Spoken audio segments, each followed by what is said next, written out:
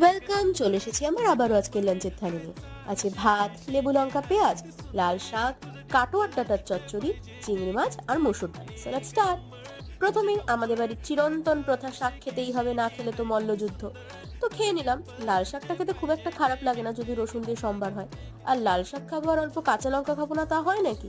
কখনোই না। তাই খেয়ে নিলাম। নেক্সট হচ্ছে কাটোয়ার ডাঁটার চচ্চড়ি।